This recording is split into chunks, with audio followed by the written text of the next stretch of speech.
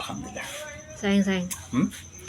Kenapa ya sekarang ini banyak banget pasien gagal ginjal? Dengar-dengar dari berita itu, bahkan anak-anak yang di bawah 10 tahun itu banyak banget yang sudah gagal ginjal. Itu kira-kira kenapa yang ya? Ini faktor kenapa gitu? Kok bisa seperti itu? Ya, sebelum Abi jawab ya, Abi mau cerita. Dulu waktu pertama Abi jadi perawat, ya, jadi perawat di NTT. Waktu itu Abi kerja 2 tempat. Di situ Abi ngobrol lah sama kepala rumah sakit, dan kebetulan beliau juga seorang spesialis bedah.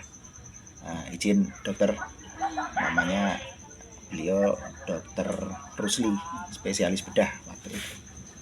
Beliau waktu itu menjabat sebagai Karumkit Rumah Sakit Wirasakti di Kupang.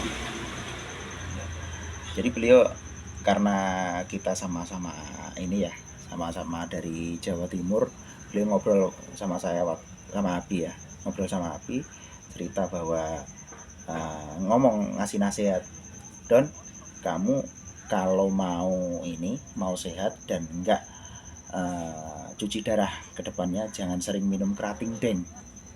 Waktu itu saya sebut, ini Abi sebut ini merek ya, tapi karena itu kan pesan dia, jadi bahasanya sih ini mendiskreditkan satu merek tertentu, enggak satu produk, enggak, tapi ini untuk semua produk-produk minuman kemasan sih sebenarnya. Jadi kenapa dok? Abi nanya gitu, kenapa dok kok dilarang gitu kan, padahal itu kan dibolehin gitu kan. Terus dokter Rusli bilang, oh itu ini Don, kalau kamu sering minum itu nanti ginjalmu akan rusak. Kenapa? Abi cari tahu sendiri, apa sih ini kandungannya. Ternyata di situ ada pemanis buatan, ada perasa, kafein. Tapi kan Abi minum kopi, ya minum kopi kan beda sama minuman kemasan, beda jauh. Mungkin kadar kafeinnya lebih tinggi, berapa kali lipat lebih tinggi dibandingkan dengan secangkir kopi. Gitu. Terus gulanya tinggi sekali. Jadi gula itu kan energi, sebenarnya bagus gula itu, bukan kok gula nggak bagus, enggak. Sedangkan di rumah sakit sendiri juga kan, kalau misalnya ada pasien yang hipoglikemi juga kan kita masukkan ini gula juga, gitu kan. Tapi kan terkontrol dalam dosis sekian, dalam waktu sekian itu kita masukkan. Nah, di sini yang mau digarisbawahi kan tadi Umi nanya bahwa kenapa banyak sekali sekarang itu pasien yang gagal ginjal atau yang cuci darah. Pasien-pasien yang cuci darah itu nggak instan hari ini minum terus besok langsung gagal ginjal. Enggak, itu karena faktor kebiasaan.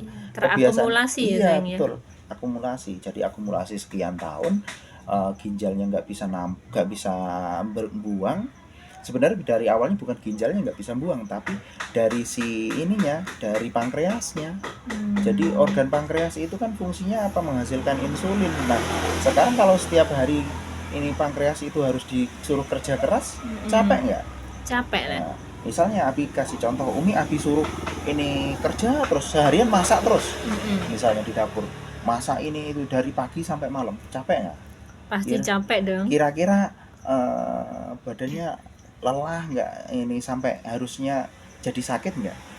Sama seperti itu. Jadi pankreas kita itu kalau kita asupan gulanya terlalu tinggi, akhirnya apa? Akhirnya dia akan lelah, dia kan nggak bisa memproduksi insulin lagi. Nah, sedangkan insulin itu adalah jalan untuk memasukkan gula ke tubuh kita. Nah, kalau sudah masuk ke tubuh kita, terus nggak bisa diolah, akhirnya disimpan dalam bentuk apa? Dalam bentuk lemak. Itu juga bahaya. Ya kalau sedikit sih nggak masalah sebagai cadangan makanan, tapi kalau sudah keseringan, akhirnya jadi obesitas. Nah, kalau yang tadi sudah nggak bisa pankreasnya nggak bisa bekerja tadi, akhirnya jadinya apa? Jadinya gula darah, sakit gula atau diabetes mellitus. Diabetes mellitus tipe 2 biasanya karena pola hidup. Itu beda lagi kalau yang keturunan ya itu ada juga seperti itu. Gitu. Terus akhirnya apa? Karena gula darahnya tinggi harusnya kan dibuang sama ginjal. Dibuang sama ginjal, ginjalnya kecapean juga karena gulanya tinggi terus. Harusnya kan ada yang dimasukkan ke tubuh, ada yang ini dibuang gitu. Tapi kan gula itu kan juga bisa mengkristal gitu. Akhirnya juga akan merusak nefron. Akhirnya kalau udah gagal ginjal apa ya, harus cuci darah. Satu-satunya cara apa, harus cuci darah gitu. Itu ada kaitannya nggak sayang sama minuman kekinian sekarang yang semuanya kan serba pengawet ya, yang banyak sekali diminum anak-anak misalnya, minuman kekinian yang dibikin es kayak Oh, gitu-gitu. iya. Bisa saja, bisa saja. Jadi contoh nih, anak-anak misalnya adik atau mas, kenapa Abi bilang sama adik sama mas nggak boleh minum Terio? Ini bahasanya gitu ya. Saya kasih contoh, ini Abi kasih contoh tuh Terio misalnya, atau misalnya minuman-minuman kekinian yang sekarang lagi hit tuh, boba-boba kayak gitu. Itu kenapa Abi nggak bolehin gitu? Abi keras dalam hal itu, bukan artinya Abi itu nggak sayang sama anak supaya anak nggak tahu rasanya, enggak, justru karena sayang Abi yang larang. Karena apa? Untuk kesehatan mereka gitu. Ya untuk kita sendiri juga gitu. Jadi kan itu manis kan. Emang kalau nggak manis emang nggak enak gitu. Ya lidah normal dikasih ini yang manis-manis pasti seneng, enak gitu. Tapi kita harus memikirkan masa depan, memikirkan ke depannya seperti apa. Dengan mengkonsumsi itu setiap hari itu justru nggak bagus. Ya nggak bagus dari sisi dompet, juga nggak bagus untuk kesehatan gitu. Betul. Karena di masa depan dompet dan ini kesehatan akan terancam. Sekarang dompetnya, kedepannya dompet sama kesehatannya akan terancam. Betul. Gitu.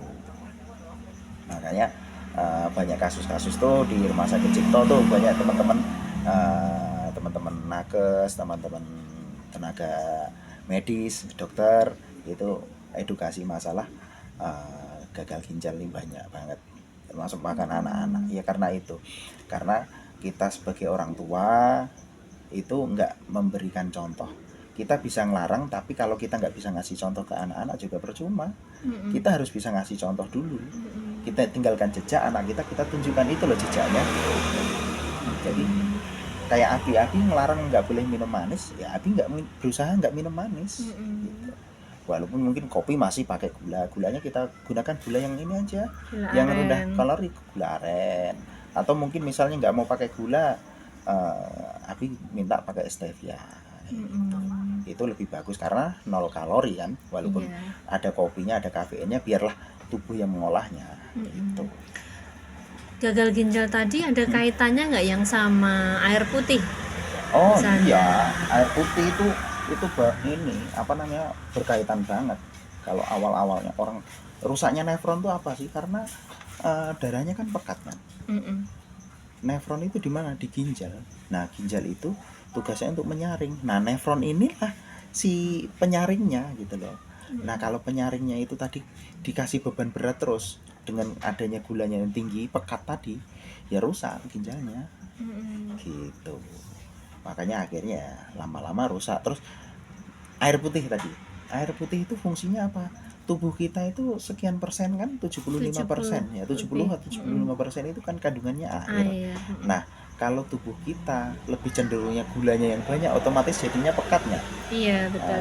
Pekat kan, jadi kental. Nah kalau kental itu diajarkan pakai apa? Minum air.